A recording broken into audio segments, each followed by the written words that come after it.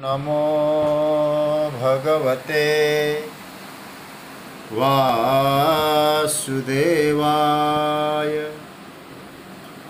कृष्णाय वासुदेवाय हरे परमात्मने प्रणतः क्लेशनाशाय गोविन्दाय नमो नमः। नमः परमहंसाय स्वादितचरणकमलचिन्मकरन्दाय भक्तजनमानसनिवासाय श्रीरामचन्द्राय वागीशायस्य वदने लक्ष्मीर्यस्य च वक्षसि यस्यास्ते हृदये संवित्तं नृसिंहमहं भजे। गुरुर्ब्रह्मा गुरुर्विष्णुर्गुरुर्देवो महेश्वरः गुरुस्साक्षात् परब्रह्म तस्मै श्री गुरवे नमः। भगवत चरण कमलानुरागी सभी आत्मीय प्रिय प्रभु प्रेमीजन, हमारे स्वाध्याय परिवार के समस्त जिज्ञासु प्रभु प्रेमीजन, आप सभी को मेरा प्रणाम वंदन। राधे राधे, जय सिया राम, जय श्री कृष्ण। भगवान की मंगलमय कृपा से विज्ञान के माध्यम से हम लोग परमात्मा के द्वारा प्राप्त समय का सत्संग के माध्यम से सदुपयोग कर रहे हैं। यह परमात्मा की विशेष कृपा हम सभी पर है। हम लोग जिस महत्वपूर्ण विषय पर चिंतन कर रहे हैं, श्रीमद् भगवत गीता में अर्जुन के द्वारा भगवान की गई स्तुति, उसका हम लोग चिंतन कर रहे हैं। कुछ श्लोक बचे हैं, उसकी यात्रा प्रारंभ करें। आइए, जो प्रक्रिया चली है पहले हम लोग खूब आनंद पूर्वक पाठ करें, फिर यात्रा करेंगे। अर्जुन उवाच स्थाने ऋषिकेश तव प्रकीर्त्या जगत्प्रहृष्यत्यनुरज्यते च रक्षांसि भीतानि दिशो द्रवन्ति सर्वे नमस्यन्ति च सिद्धसङ्घाः कस्माच्च तेन नमिरन्महात्मन् गरीयसे ब्रह्मणोऽप्यादिकर्त्रे अनन्तदेवेश जगन्निवास त्वमक्षरं सदसत्तत्परं यत् त्वमादिदेव पुरुषः पुराण त्वमस्य विश्वस्य परं निधानं वेत्तासि वेद्यं च परं च धाम त्वया ततं विश्वमनन्तरूप वायुर्यमोऽग्निर्वरुणः शशाङ्कः प्रजापतिस्त्वं प्रपितामहश्च नमो नमस्तेस्तु सहस्रकृत्वः पुनश्च भूयोऽपि नमो नमस्ते नमः पुरस्तादथ पृष्ठतस्ते नमोऽस्तु ते सर्वत एव सर्व अनन्तवीर्यामितविक्रमस्त्वं सर्वं समाप्नोषि ततोऽसि सर्वः सखेति मत्वा प्रसभं यदुक्तं हे कृष्ण हे यादव हे सखेति अजानता महिमानं तवेदं मया प्रमादात् प्रणयेन वापि यच्चावहासार्थमसत्कृतोषि विहारशय्यासनभोजनेषु एकोऽथवाप्यच्युत तत्समक्षं तत्क्षामये त्वामहमप्रमेयम् पितासि लोकस्य चराचरस्य त्वमस्य पूज्यश्च गुरुर्गरीयान् न त्वत्समोऽस्त्यभ्यधिकः कुतोऽन्यो लोकत्रयेऽप्यप्रतिमप्रभाव तस्मात् प्रणम्य प्रणिधाय कायं प्रसादये त्वामहमीशमीड्यं पितेव पुत्रस्य सखेव सख्युः प्रियप्रियायार्हसि देव सोढुम् अदृष्टपूर्वं हृषितोऽस्मि दृष्ट्वा भयेन च प्रव्यथितं मनो मे तदेव मे दर्शय देवरूपं प्रसीद देवेश जगन्निवास किरीटिनं गदिनं चक्रहस्त मिच्छामि त्वां द्रष्टुमहं तथैव तेनैव रूपेण चतुर्भुजेन सहस्रबाहो भव विश्वमूर्ते। नारायण, हम लोग प्रभु कृपा से श्रीमद् भगवद गीता के इन श्लोकों पर चिंतन कर रहे थे। कल 42वें श्लोक तक की चर्चा हो चुकी है। 43वां श्लोक इसका हम लोग पाठ कर चुके हैं। पितासि लोकस्य चराचरस्य त्वमस्य पूज्यश्च गुरुर्गरीयान् न त्वत्समोऽस्त्यभ्यधिकः कुतोऽन्यो लोकत्रयेऽप्यप्रतिम प्रभाव। अर्जुन ने पहले 2 श्लोकों में अपराध के लिए क्षमा की याचना की, अर्जुन की निकटता का दर्शन कराया, अर्जुन का भगवान के साथ कितना नैकट्य था इसका भी हम लोगों ने दर्शन किया। अब यहाँ अर्जुन कहते हैं कि आप कौन है, जगत के का आपके साथ क्या नाता है। अर्जुन कहते हैं त्वम अस्य चराचरस्य लोकस्य पिता। 43वां श्लोक। पूज्य च गरीयान् गुरु असि अप्रतिम प्रभाव लोकत्रये अपि त्वत्समः अन्य न अस्ति अभ्यधिकः कुतः। इसका अर्थ यह है त्वम अस्य चराचरस्य लोकस्य मतलब त्वम मतलब आप, अस्य मतलब इस, चराचरस्य चलने वाला और नहीं चलने वाला, चर अचर, ये लोक का, लोक के, लोकस्य पिता, आप इस लोक के पिता हैं। पूज्य और लोक वंदित है, लोकों आप पूज्य है, पूजनीय है। च मतलब और, गरीयान गुरु, गरीयान शब्द का अर्थ होता है श्रेष्ठ, श्रेष्ठ गुरु है, मतलब बहुत बड़े आप गुरु हैं। क्या कितनी बात आ गई, चराचर लोक के आप पिता हैं, पूज्य है और बड़े गुरुजी हैं। हे अप्रतिम प्रभाव, भगवान का एक नया संबोधन आया है यहाँ। ये संबोधन विचार करने लायक संबोधन है। अर्जुन कहते हैं अप्रतिम प्रभाव, मतलब अनुपम प्रभाव वाले आप।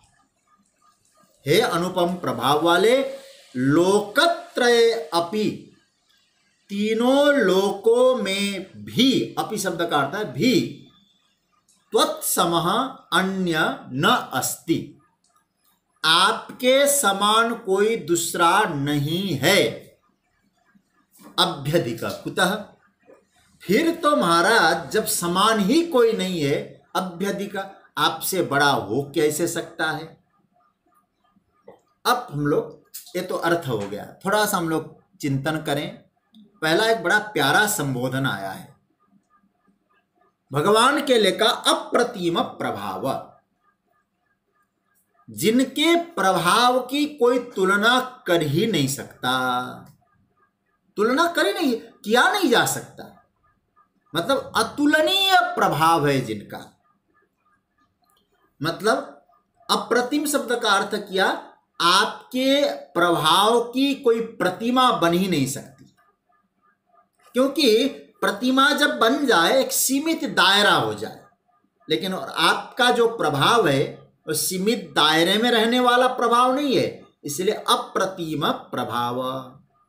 अच्छा, प्रतिमा शब्द का अर्थ क्या होता है? प्रतिमा शब्द अभी थोड़ी देर आप लोग मूर्ति अर्थ में मत ले लेना इसको, इस पर हम लोगों ने अभी मैं चर्चा करूंगा। कई लोगों ने इस पर आक्षेप भी किया है कि भगवान की तो कोई प्रतिमा नहीं हो सकती, लेकिन समझदारी की बात नहीं है, थोड़ा विचार करना। प्रतिमा शब्द का अर्थ होता है प्रतिमीयते यया सा प्रतिमा, जिसके द्वारा दूसरे का माप की जा सके, मापी जा सके, माप की जाती है उसको कहते प्रतिमा, तुलना की जाती है उसको बोलते प्रतिमा। इसलिए इसका अर्थ जब भाष्यकार ने क्या किया, प्रतिमीयते यया सा प्रतिमा न विद्यते प्रतिमा यस्य तस्तभ प्रभावस्य। कहते हैं भगवान की प्रतिमा दुनिया में है, मूर्तियां है, लेकिन भगवान के प्रभाव की कोई प्रतिमा बन नहीं सकती। एक श्वेताश्वतर उपनिषद में एक मंत्र आता है, चौथे अध्याय का 19वां मंत्र है। उसमें क्या कहते हैं, नैन मूर्ध्वं च तीर्यंच न मध्ये परिजग्रभत न तस्य प्रतिमा अस्ति यस्य नाम महद यशः। इस पर बहुत महाराज आलोचना हुआ है, खंडन भी किया है लोगों ने मूर्ति पूजा का, लेकिन लगता है कि उन्होंने मूल शांकर भाष्य देखा नहीं, मूल ग्रंथ को अच्छी तरह से पढ़ा नहीं। यहां कहते हैं कि न तस्य प्रतिमा अस्ति, उसका कोई प्रतिमा नहीं है, कहा कि उसकी मूर्ति नहीं है। लेकिन आप उपनिषद को देखें श्वेताश्वतर, वहां जो प्रतिमा शब्द का अर्थ किया उपमा, परमात्मा की किसी के साथ उपमा हो नहीं सकती। एक ग्रंथ है, मैं ग्रंथ का नाम नहीं लूंगा, जिस ग्रंथ का प्रभाव आर्य समाज पर बहुत ज्यादा है, हा? उसमें इस पर बड़ा खंडन मंडन का पचड़ा है। लेकिन मूल बात आपसे कहें, यहां प्रतिमा शब्द को मूर्ति, देखिए भगवान के रूप को श्रीमद् भागवत में लिंग कहा है। लिंगानि विष्णुर्न निरीक्षतो, ये स्पष्ट कहा है, लिंग, प्रभु की मूर्ति को लिंग कहा है। तो क्या कहा है, लिंग है वह, प्रतिमा तो वास्तव में कहा जाए है नहीं, मापी नहीं जा सकती प्रभु को। अच्छा भाई, हम लोग किस चीज को मापें परमात्मा का? प्रभाव तो वास्तव में प्रभाव की तो कोई तुलना संभव ही नहीं है। मैं एक छोटा सा उदाहरण आपको दूं। एक बार भगवान का प्रभाव देखने का मन हुआ एक को, रामचरितमानस में आया है, सोचूं देखूं तो सही, एक का प्रभाव देख लो। सुरपति सुत धरि बायस बेसा, सठ चाहई रघुपति बल लेखा। याद आ गया होगा, इंद्रपुत्र जयंत। भगवान का प्रभाव देखने का मन हुआ, बल देखने का मन हुआ। और कथा बड़ी लंबी है, मैं उन कथानकों में नहीं जाऊंगा। और भगवान का प्रभाव देखना हो तो क्या करना पड़ेगा? बोले भगवान का अपराध करेंगे तो भगवान अपना प्रभाव नहीं दिखाएंगे, तो फिर क्या करना पड़ेगा? भगवान के शरणागतों का अपराध करें तो परमात्मा अपना प्रभाव दिखाएंगे। क्योंकि भगवान कहते हैं मेरा अपराध कोई करे तो मैं क्षमा कर दूंगा। दीन बंधु अति मृदुल स्वभाव, निज अपराध रिसाई न काहू, जो अपराध भगत कर करई, राम रोष पावक सो जरई। तो उसने क्या सोचा, भगवान के शरणागत में कौन है इस समय? जानकी जी। तो जानकी जी के चरणों में चंचुपात किया, और चंचुपात करने का प्रभाव क्या हुआ? भगवान ने सिंह का बाण छोड़ दिया, चारों तरफ भटका, कहीं जगह नहीं मिली। सकई को राखी राम कर द्रोही। जब नारद जी ने देखा, नारद देखा बिकल जयंता, लागी दया कोमल चित संता, और कहा कि जा अपराध किया है उनका माफी मांगने जाता अपने बाप के पास, इंद्र के पास, प्रभु से माफी मांग ले। और भगवान के पास जाओ तो नारद जी ने कहा, जयंत ने कहा कि महाराज भगवान नाराज हो जाएंगे तो क्या कहूं। मैंने पहले भी कथा में बात कही थी। नारद जी ने कहा जा भगवान से कहना प्रभु आपका स्वभाव देखने आया हूं। स्वभाव देखने, पहले क्या देखने आया था? तो जयंत ने कहा हमारा पहले प्रभाव देखने आया था, प्रभाव देखा भागा, अब वापस स्वभाव देखने आया हूं। क्योंकि शरणागतों पे, अपराधियों पर भी कृपा करते हैं आप, मैंने सुना है, ये आपका स्वभाव है।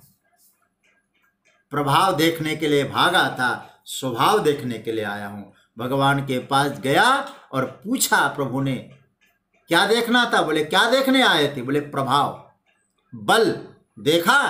बोले देखा। अब बताओ कितना बल है मेरे पास। जयंत की वाणी सुन लीजिए, गीता का अर्थ समझ में आ जाएगा।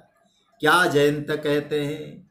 जयंत ने कहा अतुलित बल अतुलित प्रभुताई, मैं मति मंद जान नहीं पाई।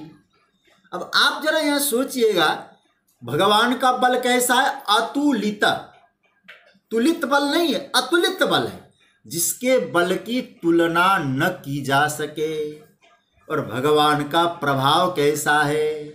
अतुलित प्रभुताई, अतुलित प्रभाव है। इसी को यहां अर्जुन ने कहा आपके प्रभाव की कोई तुलना कर नहीं सकता, इसलिए अप्रतिम प्रभाव, एक गीता का यहां जो संबोधन आया है।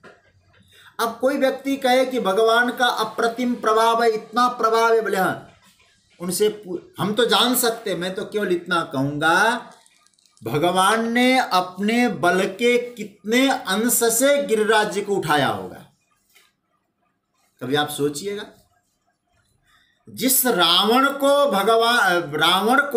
बाली ने अपने कंधे पे रखा था, छिपा के रखा था, उस बाली को एक ही बाण से परमधाम भेजने वाले परमात्मा का प्रभाव कितना होगा।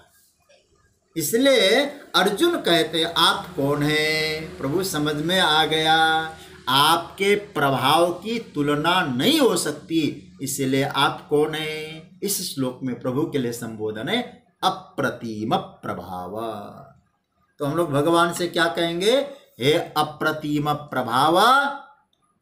फिर अब आइए, पितासी लोकस्य चराचरस्य। अप्रतिम प्रभाव पहले ले लीजिएगा, उसके बाद कहिए पितासी लोकस्य चराचरस्य, अस्य चराचरस्य लोकस्य त्वम पिता असि। इस चराचर लोक के आप पिता हैं। अच्छा, यह परमात्मा जो है ना, इस समग्र जगत का पिता है। अच्छा, पहले तो आप समझ लेना लोक किसको कहते हैं। लोक शब्द कई लोग बार कहा जाता है ये स्वर्ग लोक है, ये गोलोक है, ये धरती लोक है, लेकिन गीता के व्याख्याकारों ने बहुत सुंदर सुंदर भाव दिए। लोक शब्द का अर्थ होता है जो दिखाई पड़ता है। देखो वेदांत तो महाराज क्या कहना, लोक शब्द का अर्थ वेदांत में दृश्य भी माना है। दृश्य जो देखा जाता है उसे कहते लोक। अच्छा, जो देखा जाता है लोक है, तो उसमें कितने प्रकार के? बोले दो प्रकार के व्यवस्था है, दो प्रकार की। बोले क्या क्या? एक चर है और एक अचर है।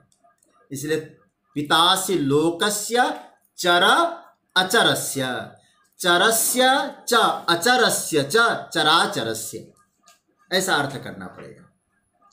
मतलब क्या हुआ? लोक का तात्पर्य दृश्य है, और दृश्य दो प्रकार के होते हैं, एक स्थिर है और एक चलने वाला। एक चर है, एक अचर है। जो चलती है उसे कहते हैं चर, जो रहती है एक जगह उसको कहते हैं अचर। लेकिन पितासी लोकस्य चराचरस्य, जिसको हम परमात्मा कहते हैं, वो वास्तव में वो क्या है? बोले वो चर और अचर दोनों का ही पिता है। चरम चा चरमेव च। देखिए गीता का जो सिद्धांत है ना, थोड़ा पकड़ में आना चाहिए।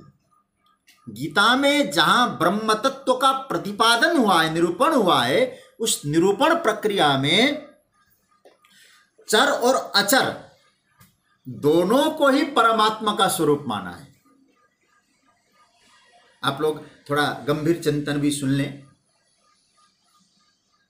परमात्मा को क्या कहा? यहां तो कहा कि चराचरस्य पिता, भी स्पष्ट हो जाएगी बात, लेकिन चरम चा चरम एव च, भगवान ये भी कहते मैं चर भी हूं, मैं अचर भी हूं। तो इसको वेदांत की प्रक्रिया से हम लोग समझते हैं इसको। असल में भेद कहां है चर और अचर का? ये भेद कहां है? भेद हमारी वासना के कारण है। वासना शब्द सुनते घबराना नहीं। वासना मतलब इच्छा, आकांक्षा, उसके कारण भेद है। एक दृष्टांत से समझते हैं, और दृष्टांत को पकड़ना थोड़ा सा देखिए। सुवर्ण के आभूषण बने, कंगन भी सोना, हार भी सोना, कुंडल भी सोना, अंगूठी भी सोना। अब हमारी स्थिति जरा देखिए, कान को सजाने की वासना आ गई तो परिणाम क्या होगा? वो वासना उस कुंडल को कान तक पहुंचाती है। अब थोड़ा सा गंभीरता से समझना। हाथ को सजाने की वासना आ गई, और हाथ को सजाने की वासना वही सुवर्ण का बना हुआ कंगन हाथ तक पहुंचाती है। हाथ में ले गई वासना। हृदय को सजाने की जो वासना, इच्छा है, वो हार को हृदय पर ले गई। फिर मैं आपसे कह दूं, प्लीज वासना को आप लोग गलत अर्थ में मत लीजिएगा। वासना मतलब, फिर मैं कह दूं, इच्छा। इसका मूल बात यह, सोना तो एक है, पर मन में सजाने की जो इच्छा है, सजाने की जो वासना है, उसके लिए हमारे जीव मन में एक आकार बन गया। लेकिन आप जरा सोचिए, जिसके मन में कोई सजाने की वासना नहीं, कोई सजाने की इच्छा नहीं, उसके लिए आकार का कोई भेद रहेगा क्या? उसके लिए कोई आकार का भेद नहीं है। इसका मतलब है सब में परिपूर्ण परमात्मा है। चरम चा चरमेव च। हम अपनी वासना के अनुसार एक ही तत्व में अनेक प्रकार के भेद बना लेते हैं, और गीता का चिंतन भेद दृष्टि को मिटाने के लिए निरसन करती है गीता। हमें सीखना है, अलग अलग तत्व से आप सीखो, लेकिन उस तत्व में वही है, हर तत्व में। जैसे हमें धर्म सीखना है, हमें ज्ञान सीखना है, हमें आनंद सीखना है। रामो विग्रहवान धर्म, वाल्मीकि जी कहते हैं, राम कृष्ण मूर्तिमान धर्म है। अब आप, हमें सद्भाव सीखना है, हमें चिद्भाव सीखना है, हमको आनंद भाव प्रकट करना है। तो हमारे गुरुजन कहते हैं, आपको ज्ञान का भाव चाहिए, मतलब ज्ञान सीखना है, कपिल सर्वस्व है। वहां दृष्टा दृश्य विवेक करके चेतन का स्वरूप आप समझ सकते हैं। यदि आनंद भाव सीखना है तो नारद आदि के द्वारा आनंद भाव प्राप्त करें। सद्भाव सीखना है, चिद्भाव सीखना है, आनंद भाव सीखना है। अब आप जरा सोचिए, सद्भाव सीखना रामादि से सीखिए, कर्म के सिद्धांत को सीखिए। तो ये तीनों भाव एक साथ देखना है, सद भी, चिद भी और आनंद भी। ध्यान से समझना, सद्भाव, चिद्भाव और आनंद भाव एक ही साथ आपको देखना है। तो गीता गायक के पास जाइए, और गीता गायक नंद नंदन श्याम सुंदर में सद्भाव भी है, चिद्भाव भी है, आनंद भाव भी है। इसीलिए वो कौन है? सच्चिदानंद है। उसको क्या कहा गया? तमस्य पितात आप हैं, अस्य चराचरस्य लोकस्य पिता पितासि लोकस्य चराचरस्य। देखिए भाई, हमारे महापुरुष लोग कहते हैं ना चरवाहा है, वो करते क्या है, बोले हमको नियंत्रण में रखते हैं। जैसे गाय को चराने के लिए जाता है तो हमारे तो ठाकुर जी कैसे हैं, बोले टेढ़ी टांग वाले गायों के पीछे घूमते। गाय क्या है, बोले हमारी इंद्रियां हैं। तो हमारी इंद्रियां जो दूसरे रास्ते पे चल रही है,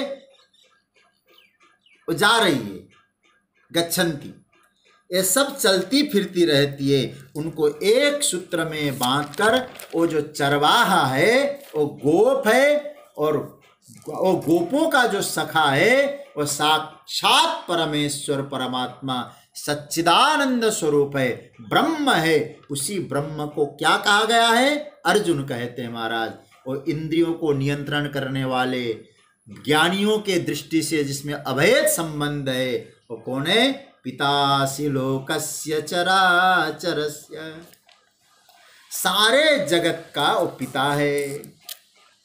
क्यों है भाई, हम उसके कौन हो गए फिर? अर्जुन कहते हैं हम हैं उनके संतान। अच्छा भाई, बाप के गुण बेटे में आ गए क्या? बोले पूरी तरह से आ गए। इसलिए तो हम लोग रोज कहते हैं त्वमेव माता च पिता त्वमेव पितासि लोकस्य चराचर। अच्छा भाई, बाप के गुण पिता पुत्र में आ गए तो बाप के विशेष गुण बताओ कितने हैं? बोले 3। क्यों भाई? बोले राम सच्चिदानंद दिनेशा सच्चिदानंद रूपाय। उसमें 3 गुण है महत्व के, सद चिद आनंद। और बाप के गुण पुत्र में आते हैं तो इसका अर्थ क्या हुआ? मैं आपसे पूछूं, आप कोई मरना चाहते हो क्या?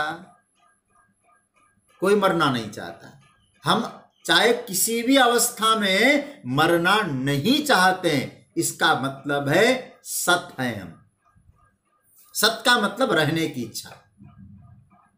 अच्छा, दूसरा, आपको ज्ञान है कि नहीं है, होश है कि नहीं है? इतना तो है ना आपको कि मैं मनुष्य हूं, मैं यहां हूं। इसी होश का नाम है चिद। दोनों है आपके पास। अच्छा, दुनिया में ऐसा कौन सा व्यक्ति होगा जो दुखी होना चाहता है? इतनी मेहनत करते हैं, दिन रात परिश्रम करते हैं, किस लिए? बोले सुखी होने के लिए। तो सुखी होना चाहते हैं तो इसका मतलब है आनंद। रहना चाहते हैं, जानना चाहते हैं और सुखी होना चाहते हैं। रहने का नाम है सत, जानने का नाम है चिद, और सुखी होने का नाम है आनंद। अब आप बताइए, यदि हम परमात्मा के संतति न होते, ये तीनों गुण हम में आते कहां से? नहीं आते।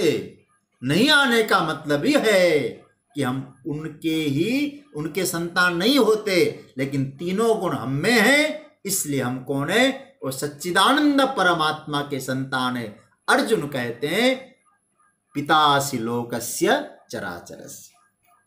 मैं कई बार श्रीमद् भागवत जी की कथा में भी कहता हूं कि भैया, हमारे परमात्मा के शंख चक्र चिन्ह रहते हैं।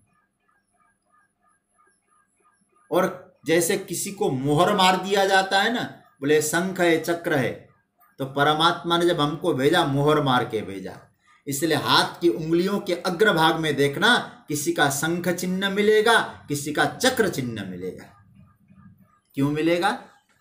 इसलिए मिलेगा क्योंकि उसने मोहर मारा है। शंख चक्र किसी लल्लू पंजू के नहीं है, परमात्मा के चिन्ह है, उसके संतान है हम। वो हमारा पिता है, चाहे सच्चिदानंद के रूप में देखिए, चाहे शंख चक्र के रूप में देखिए, वो हमारा पिता होने के कारण अर्जुन यहाँ स्पष्ट कहते हैं आपका अप्रतिम प्रभाव है। आप जगत के पिता है, लोक के पिता है। पितासि लोकस्य चराचरस्य, चर अचर दोनों के आप बाप है। वेद ने भी कहा है त्वम न पिता जनिता नो विधाता।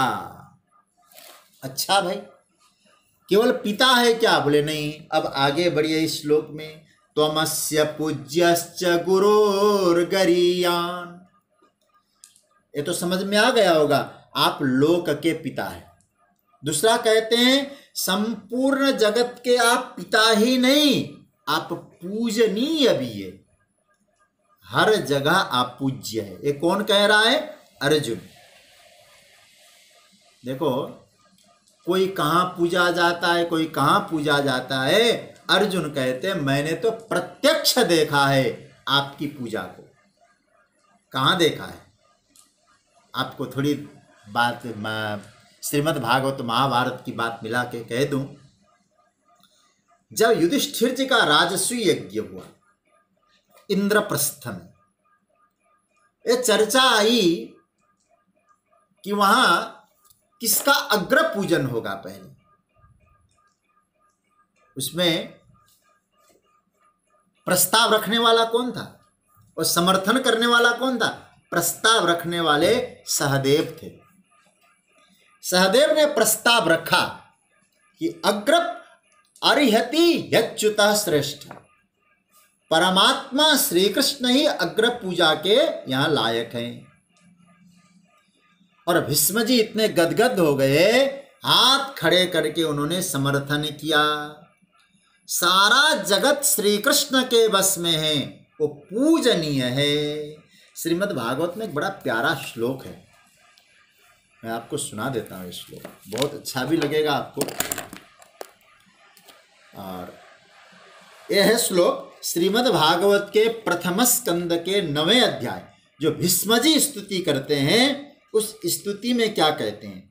मुनिगण नृपवर्य संकुलेन्त सदसि युधिष्ठिर राजसूय एषाम् अर्हणमुपपेद ईक्षणीयो मम दृशि गोचर ऐसा आविरात्मा। इसका अर्थ क्या है? महाराज, कोई कहाँ पूजा जाता है, कोई कहाँ पूजा जाता है। सरसैया में सोए हुए भीष्म कहते मुनिगण नृपवर्य संकुलेन्त, बड़े बड़े राजा, बड़े बड़े ऋषि मुनि, बड़े बड़े योद्धा, उन सब के बीच में मैंने देखा आपकी पूजा हुई, क्योंकि आप पूजनीय है। त्वमस्य पूज्यश्च, आप पूजनीय है क्योंकि आपकी प्रथम पूजा हुई है। इसका मतलब क्या है? इसका मतलब यह है, प्रातस्मरणीय पूज्यपाद स्वामी राम सुखदास जी महाराज कहते हैं, व्यक्ति पूजा का बहिष्कार करो। ईश्वर की पूजा आवश्यक है, ठीक है। इसलिए पूज्य महाराज श्री न किसी से पैर छुआते थे, न तो अपना फोटो खिंचवाते थे। सब हम परमात्मा के, हम सब परमात्मा का गुणानुवाद गाएं। तो कहने का मतलब है, इसलिए मैं कहा करता हूं, कोई अच्छा बोलने वाला है, उसके आप वक्तव्य को तो आप पकड़ें, लेकिन व्यक्तित्व को न पकड़ें, क्योंकि व्यक्ति के रूप में संसार में कोई पूरा आज तक हुआ नहीं। अधूरापन बना रहेगा। और बुरा मत मानना, परमात्मा श्री कृष्ण को भी व्यक्ति मान लेंगे तो भी अधूरे रहेंगे। व्यक्ति पूरा हो नहीं सकता, परमात्मा अधूरा हो नहीं सकता। अधूरेपन परमात्मा में नहीं है और व्यक्तित्व में पूर्णता नहीं। तो पूजन किसकी होनी चाहिए? जो अपूर्ण है उसका बोले नहीं, जो आदर है, सत्कार है, वो करें, लेकिन पूज्य तो केवल परमात्मा ही है, ये समझ लेना चाहिए। तो कहते हैं आप कौन है? आप पूज्य है। त्वमस्य पूज्यश्च, पितासि लोकस्य चराचर से आ गया, त्वमस्य पूज्यश्च ये भी आ गया। और कहते गुरुर गरीयान, गरीयान मतलब श्रेष्ठ, महान, बड़े। कौन है? आप गुरु हैं। क्यों? बोले आप गुरु होने के कारण, जो गुरु है ना, वो काम किया भी आपने। गुरु का काम क्या है? खूब पैसा कमाओ और पैसा कमा के इकट्ठा करो और मुझे दे दो, ये गुरु नहीं है। अर्जुन कहते हैं महाराज महान गुरु हैं आप। महान गुरु क्यों है? इसलिए है, गुरु का काम है गुरु। गु मतलब होता है अंधकार, रू का अर्थ होता है उसको हटाने वाला। गुकारस्त्वंधकाराख्यो ऋकारस्त्वं निरोधकः अंधकार निरोधत्वात् गुरुरित्य विधीयते। गुरु की परिभाषा क्या बताई? गु का अर्थ है अंधकार, रु का अर्थ है हटाने वाला। अपने शरणागतों के अज्ञान के अंधकार को जो हटाते हैं उनका नाम है गुरु। और मेरे में मोह का अंधकार छा गया था, मैं अपनों को कैसे मारूं, अपने न होते तो मैं मार डालता। ये अपनेपन का जो अंधकार है, ये भ्रम है, मेरे मन मस्तिष्क में ऐसा घर कर गया था, मैं हटा नहीं पा रहा था, और आप गुरु होने के कारण आपने हटा दिया। इसीलिए मैं साधारण नहीं, गरियान गुरु, महान गुरु आपसे कहूंगा। क्यों? और सच्ची बात है। देखो भगवान श्री कृष्ण के लिए क्या कहते हैं? वसुदेव सुतम देवम कंस चाणूरमर्दनम देवकी परमानंदम कृष्णम वंदे जगत गुरुम। परमात्मा श्री कृष्ण जगत गुरु है। कृष्ण जगत गुरु इसीलिए हैं क्योंकि उनके शरण में गया, उनको स्वीकारा, उनको ज्ञान दिया। और आज गीता के द्वारा लोगों को, इसलिए देखिए श्री कृष्ण के बारे में शायद कुछ लोग जानते भी नहीं होंगे कृष्ण कौन थे, लेकिन आज गीता के विषय में बड़े बड़े लोग जो कृष्ण को नहीं समझते वो गीता को जानते हैं। भले कृष्ण की पूजा नहीं करते हों, लेकिन गीता के वक्तव्य को स्वीकारते हैं। मैं फिर वो याद दिलाना चाहूंगा, मेरे गुरुदेव जब कभी कभी गीता पे बोलते थे, वो कहा करते थे, गीता इसीलिए सत्य नहीं कहूंगा मैं कि कृष्ण ने गाया है, गीता इसलिए सत्य है क्योंकि सत्य कहा गया है, सत्य बोला गया है, सत्य को आत्मसात किया गया है। श्री कृष्ण गुरु है। आज उनकी शिक्षा से लोग शिक्षा पाते, मार्गदर्शन पाते हैं। समन्वयात्मक ग्रंथ है गीता। मैंने एक पढ़ा था कहीं जब पाठशाला में थे, बोले अमेरिका में कोई हेनरी नाम का युवक था, वो गीता को अपने मस्तक पे लेके नाचता था, और लोग पूछते थे क्या हुआ? बोले ऐसा कोई समस्या नहीं है जो समस्या इस गीता में नहीं है, इसलिए इस गीता पर मेरी श्रद्धा है। कोई ऐसा कोई समाधान नहीं है, ऐसी कोई जितनी समस्या है सबका समाधान इस गीता में है, सबका समाधान मिलता है। चाहे वो शोपेनहार हो, चाहे मैक्स मुलर हो, कितना आदर दिया इस गीता का। तो कहने का मतलब यह है, कृष्ण गुरु है, कृष्ण पिता है, कृष्ण शिक्षक है। अर्जुन कहते हैं आप पिता हैं, या सीधी सी बात कहें, परमात्मा में सारे संबंध पहुंचते हैं, सारे संबंधों का पर्यवसान आप में होता है, याद रखना। और परमात्मा में पहुंचे हुए सारे संबंधों का निर्वहन परमात्मा करते हैं। आप जिस भाव से प्रभु से जुड़िए उस भाव को परमात्मा निभाते हैं। इसलिए अर्जुन कहते हैं आप गुरु हैं, गरियान गुरु। और आगे क्या कहते हैं अर्जुन? त्वमस्य पूज्यश्च गुरुर्गरीयान, श्रेष्ठ गुरु। और अच्छा, और आगे न त्वत्समोस्त्यभ्यधिका कुतोन्यो। कहते महाराज तीनों लोकों में न त्वत्समोस्त्यभ्यधिका, अभ्यधिका, तीनों लोक कौन कौन से? बोले भूर्भुवः स्वः, स्वर्ग, मर्त्य, पाताल, इन सभी से आप विलक्षण हैं। और याद रखना, भगवान अर्जुन कहते हैं परमात्मा से कि आपके समान कोई है ही नहीं, क्योंकि श्रुति ने स्पष्ट कहा ब्रह्म ब्रह्म है, एक है, दो है नहीं। दो होते तो आप तुलना करते। आप समझ रहे हैं ना बात को। इसलिए अर्जुन क्या कहते हैं, आपके समान नहीं है, मतलब आप अतुलनीय है, आपकी तुलना किसी के साथ असंभव है। क्यों क्यों असंभव है? न त्वत्समोस्त्यभ्यधिका कुतोन्यो। देखिए, तुलना करने के लिए आपको दो चाहिए कि नहीं चाहिए? मापने के लिए दो चाहिए कि नहीं चाहिए? एक ही चीज हो तो किसके साथ आप उपमा देंगे, किसके साथ उसकी तुलना करेंगे? ये तो बड़ी कठिनाई हो जाएगी।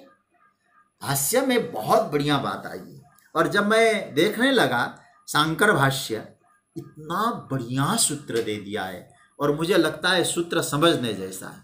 जगतगुरु शंकराचार्य भगवान कहते हैं ईश्वर दो हो नहीं सकते जिससे हम तुलना करें। क्यों नहीं? ईश्वर द्वयम संभवति।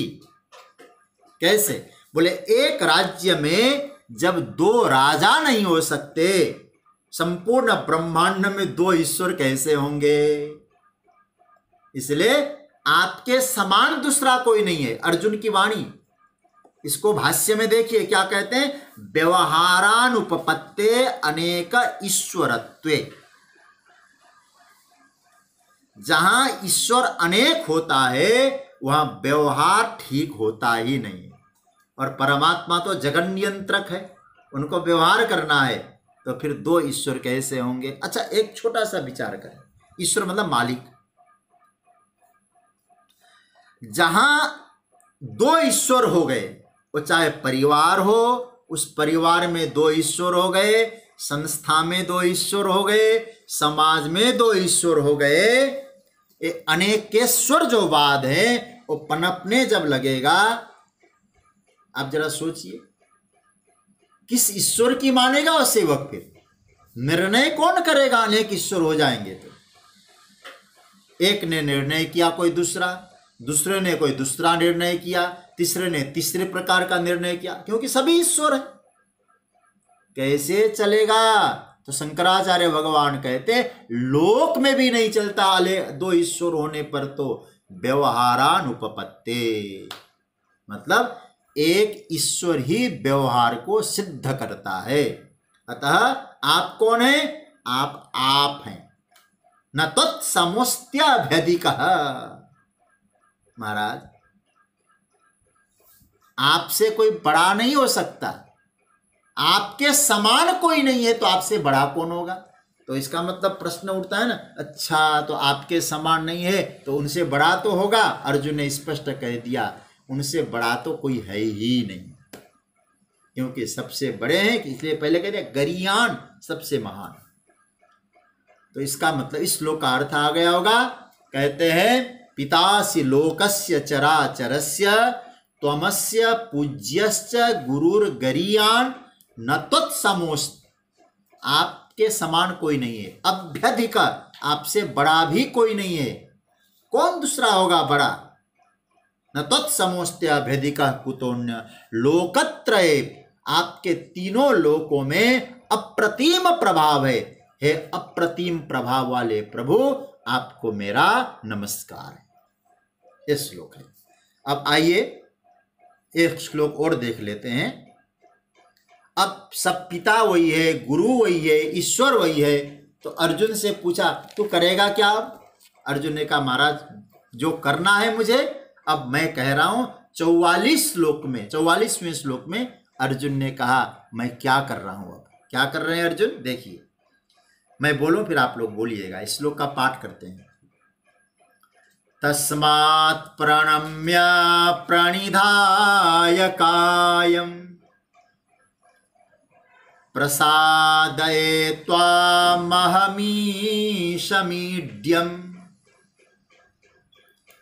पितेव पुत्रस्य सखेव सख्युः प्रिय प्रियायार्हसि देव सोढुम्।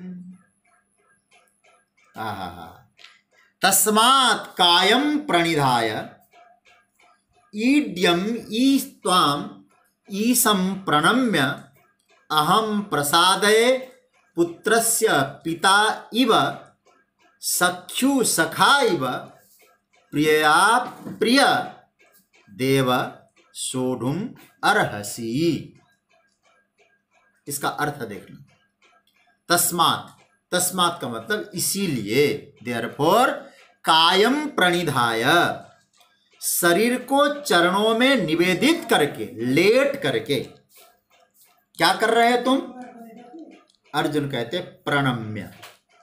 ध्यान से सुनिएगा, शरीर को चरणों में मैंने लेटा दिया, धरती पर लेटा दिया, अब क्या करें? प्रणम्य, प्रणाम करके। ईड्यम, ईड्यम मतलब जिसकी स्तुति की जाती है, स्तुति करने योग्य, वो ईड्य है, वो ईड्यम।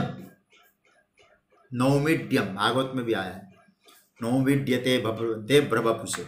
और ईसम, ईसम शब्द का अर्थ होता है ईश्वर। ईश्वर को और स्तुति करने योग्य आपको क्या कर रहे हो? बोले प्रसादये, प्रसन्न होने के लिए प्रार्थना करता हूं।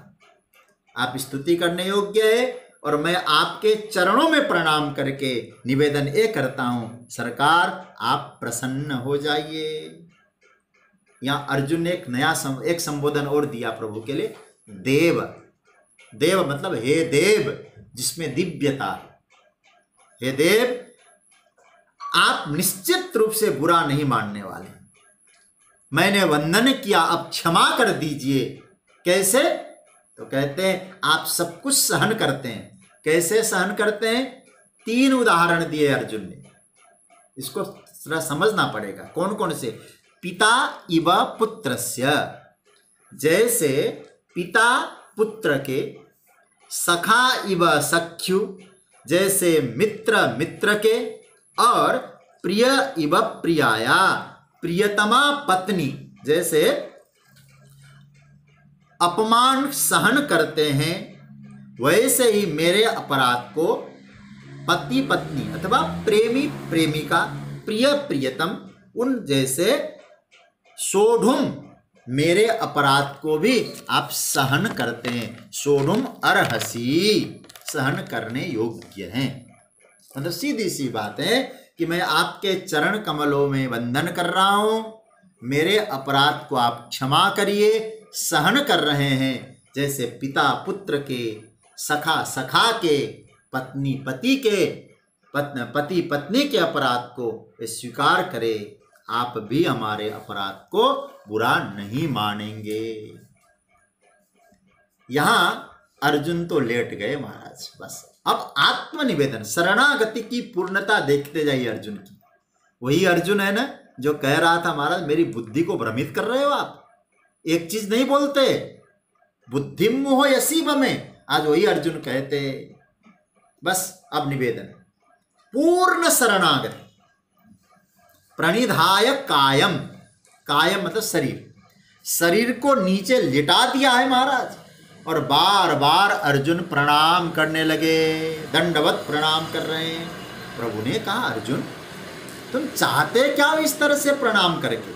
आहा, बहुत प्यारा भाव लगता है इस श्लोक में। अर्जुन कहते महाराज मुझसे अपराध हुआ है, आप एक तरफ करके जो मैंने अपराध किया है उन अपराधों को एक तरफ करके मेरे प्रति आपकी चित्त में वात्सल्य का भाव प्रकट हो जाए, मैं और कुछ नहीं चाहता। प्रसाद है, आपके चित्त में मेरे प्रति एक वात्सल्य प्रेम का भाव प्रकट हो जाए, प्रसाद है। तृतीया विभक्ति है। क्या मतलब हुआ? आपकी प्रसन्नता चाहिए, प्रसन्नता के लिए। अर्जुन कहते हैं महाराज और मुझे कुछ नहीं चाहिए, दुनिया रूठ जाए तो रूठ जाए, अब इतना समझ में आ गया, आप यदि प्रसन्न है तो सब कुछ ठीक है। हम राजी उसमें जिसमें तेरी रजा है। अब हमें कुछ नहीं चाहिए, केवल केवल आपकी प्रसन्नता चाहिए। सज्जनों याद रखना, प्रेम तत्व ऐसा तत्व है जहां प्रियतम की प्रसन्नता की आकांक्षा होती है। काम में और प्रेम में अंतर क्या है? काम स्वयं को सुख देना चाहता है और प्रेम प्रियतम को सुख देना चाहता है। जो प्रियतम को सुख देने का भाव है इसका नाम है प्रेम, और स्वयं सुख लेने का भाव है उसका नाम है काम। ये अंतर है। प्रेम में समर्पण है, काम में आक्रमण है। प्रेम कभी आक्रमण, प्रेम समर्पित होता है। अर्जुन का समर्पण आप जरा देखिए, क्यों? प्रसाद है। प्रणिधाय कायम, पूर्ण समर्पण महाराज। क्यों पूर्ण समर्पण? इसीलिए पूर्ण समर्पण क्योंकि अब कोई इच्छा नहीं, बस एक है इच्छा, परमात्मा के हृदय में मेरे प्रति प्रेम आए, मेरे परमात्मा प्रसन्न हो जाए। सज्जनों, ये प्रेम की बड़ी दिव्य स्वरूप। जहां भाव ये आ जाए, मैं दुखी हो जाऊं तो चल जाएगा, कैसी भी अवस्था हो, बस याद रखना मेरे प्रियतम जिनसे मैं प्रेम करता हूं वो कभी दुखी न होने पाए, वो सदा प्रसन्न रहे, उसका नाम है प्रेम। प्रसाद है त्वामहमी समिड्यम। ईसम इड्यम, आप ईश्वर है। इड्यम शब्द का अर्थ आप स्तुत्य है, आपकी स्तुति की जाती है। इसलिए भगवान, मेरे अपराध के लिए आपको क्षमा करना होगा। अर्हसी, अर्हसी मतलब करने योग्य है तो करो। कैसे करें भाई? 3 उदाहरण दिए, इनको समझना। मैं इस श्लोक को आज पूरा करूंगा। पितेव पुत्रस्य, पिता और पुत्र, इन दोनों, बेटा कोई अपराध कर लेता है ना कभी कभी, बाप कहता है बालक ही तो है, छोड़ दो। जो लड़िका कछु अचगरी करही, गुरु पितु मातु मातु गुरु पितु मातु मोद मन भरे। कोई बालक अपराध करता है ना, कहा कि गुरु पितु मातु प्रसन्न होते हैं। तो महाराज, आप तो गुरु है, आप माता है, आप पिता है। पितासि लोकस्य चराचरस्य हम बोल चुके हैं, तो आप हमारे अपराध को क्षमा कर दें। जैसे पुत्र के अपराध को पिता क्षमा करता है, ऐसे ही हम सब आपके पुत्र हैं, आप हमारे अपराध को क्षमा कर दें। दूसरा, सखेव सख्यु, सखा के अपराध को जैसे स्वामी क्षमा करता है। मैंने देखा है सरकार, मैंने सुना है ऐसा, जब आप राम बन के आए थे, बाली ने कितना अपराध किया।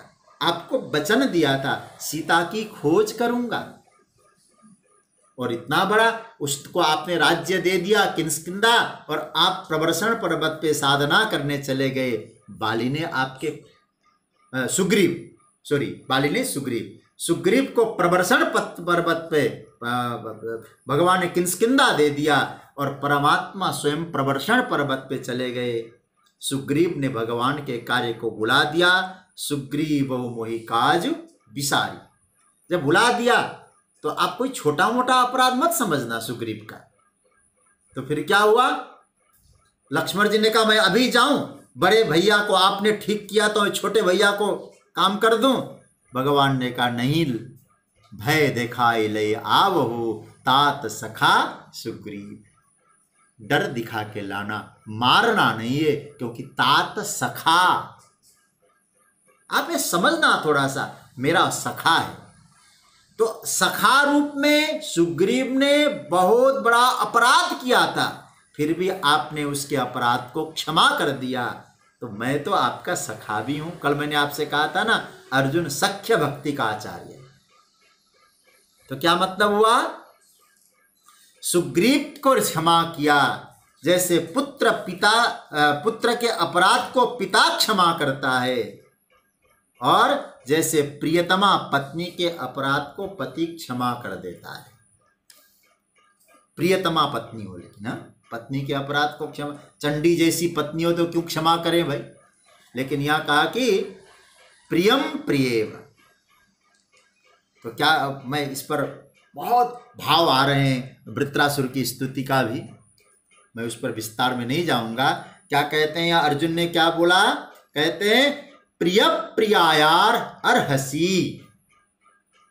पत्नी प्रियतमा हो ना, सुंदर बोलने वाली हो, सुंदर व्यवहार करने वाली हो और आज्ञा पालन करने वाली प्रियतमा हो, ऐसे पत्नी के अपराध को पति क्षमा करता है।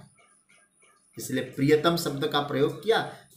प्रिय प्रियायार हसिदेव सोढुम। उसी तरह से महाराज आपका प्रिय पात्र मैं बनने की कोशिश करता हूं। आपका प्रेम है मैं जानता हूं, इसलिए प्रेम संबंध होने के कारण मैंने कोई अपराध किया होगा, क्षमा। और भगवान इसका कन्फर्म करेंगे बाद में, भक्तो उसी में सखा चेति। तुम मेरे भक्त हो, तुम मेरे सखा हो। हे देव, आप में दिव्य गुण है, आप तो विलक्षण है। इसलिए फिर 3 उदाहरण को याद दिलाऊं। पिता पुत्र के अपराध को, मित्र मित्र के अपराध को, प्यारी पत्नी के अपराध को आदरणीय पतिदेव जैसे क्षमा कर देते हैं, उसी प्रकार से हे देव, मेरे द्वारा मैं भी तो मेरे साथ भी तीनों संबंध है। क्यों? पहला संबंध है पुत्र पिता, क्योंकि मैं पहले कह चुका हूं आप पिता है, आप लोक के पिता है तो मेरे भी पिता हो गए। हम लोक से बाहर तो है नहीं। इससे पहले श्लोक में आपने देख लिया है, पितासी लोकस्य चराचरस्य, इसलिए मैं हो गया आपका बेटा। सखा तो मैं ऑलरेडी आपका हूं, और मैं आपकी पत्नी भाव इसीलिए हूं। पत्नी भाव का मतलब फिर हस्बैंड वाइफ वाला मत समझ लेना यार, मतलब पाति सर्वतो भावेन इति पति, जो सब तरफ से रक्षा करने वाला परमात्मा है, वो हम लोग उनके अपने हैं, प्रिय है। तो तीनों संबंध एक जगह होने के कारण आप मेरे अपराध को क्षमा करेंगे ही। सोढुम अर्हसि, मतलब अपराध को क्षमा मत समझना। सोढुम, संस्कृत में सोढुम शब्द का अर्थ आता है बर्दाश्त करना। बर्दाश्त कर लेंगे, अपना ही तो है, चलो बर्दाश्त कर लेते हैं। आपने किया भी है सरकार, और मैं अपराध पर अपराध करता गया। कभी 3 प्रकार से मैंने अपराध किया है, वो याद करना। कल वाला श्लोक 3 प्रकार से, अजानता, अज्ञानता से, प्रमाद से और प्रणय से। और फिर वो श्लोक, वो भाव यहाँ जोड़ देना, 3 कारणों से, अज्ञानता से, प्रमाद से और प्रणय से मैंने जो अपराध किया है, उस अपराध को आप क्षमा करके मेरे ऊपर करुणा कर दीजिए, और मेरे इस अपराध को आप सहन कर सकते हैं, ये मुझे पक्का भरोसा है। इसलिए 2 मंत्र बड़े महत्वपूर्ण है कि तस्मा पितासि लोकस्य चराचरस्य त्वमस्य पूज्यश्च गुरुर्गरीयान् न तत्समोऽस्त्यभ्यधिकः कुतोऽन्यो लोकत्रयेऽप्य प्रतिम प्रभाव तस्मात् प्रणम्य प्रणिधाय कायं प्रसादये त्वामहमीशमीड्यं पितेव पुत्रस्य सखेव सख्युः प्रिय प्रियायार हसिदेव सोढुम। ऐसा सुंदर मंत्र भाव है। अब मेरे मन में इच्छा है, कल हम लोग 45 और 46 इन दोनों श्लोकों पर चर्चा करेंगे, और परसों हमारे स्वाध्याय का 300वां दिन पूरा हो रहा है। तो 300वां दिन से पूर्व अर्जुन की स्थिति को तो हम समेट सकते हैं पीछे भाव से संक्षेप करके भी, इसलिए कल अर्जुन की स्तुति को हम पूरा करेंगे। आप लोग से 1-2 निवेदन है। पहला तो निवेदन यह है, अब हमारे यहाँ परिपाटी चली है, तो सुंदरकांड का जो पाठ है मंगलवार होने के कारण 7:15 बजे से, और बड़ा कल उस सुंदरकांड में मुझे लोगों ने संकेत किया, अच्छा लगा सबको। मनोज भैया के साथ हम सभी लोग सुंदरकांड का पाठ करेंगे। एक बात। दूसरी बात, चर्चा चल रही है कि अब